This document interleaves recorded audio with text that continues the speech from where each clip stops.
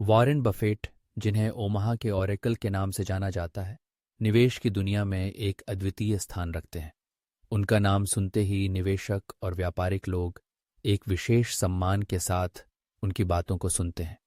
लेकिन आखिरकार Warren Buffett कौन है और उनकी निवेश रणनीतियां क्या हैं? आइए इस विषय पर गहराई से विचार करें। वॉरेन बफेट का जन्म 1930 में ओमाहा, नेब्रास्का में हुआ।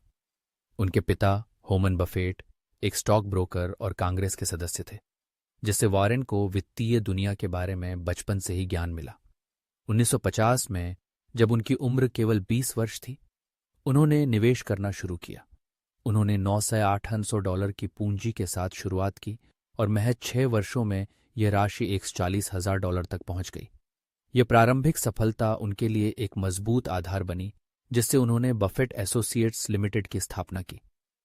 वॉरेन बफेट की निवेश तकनीक मूल्य निवेश पर आधारित है, जो उनके प्रोफेसर बेंजामिन ग्राहम से प्रेरित है।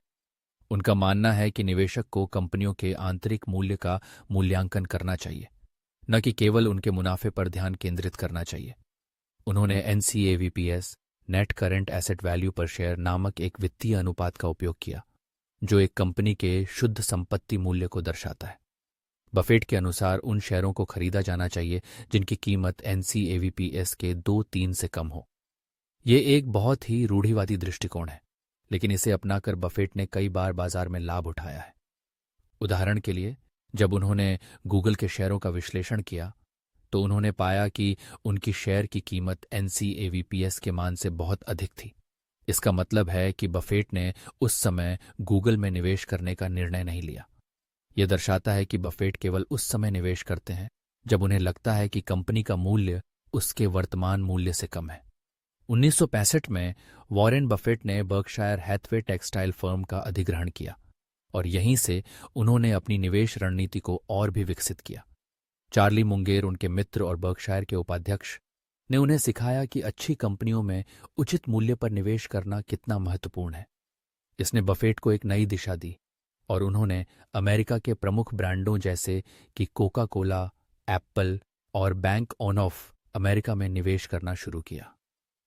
बर्कशायर हैथवे के पोर्टफोलियो में एप्पल का हिस्सा लगभग 40% है, जो यह दर्शाता है कि बफेट को तकनीकी कंपनियों में भी विश्वास है। इसके अलावा उन्होंने वित्तीय सेवाओं और उपभोक्ता स्टेपल में भी निवेश किया है, जो उनके पोर्टफोलियो की विविधता को दर्शाता है।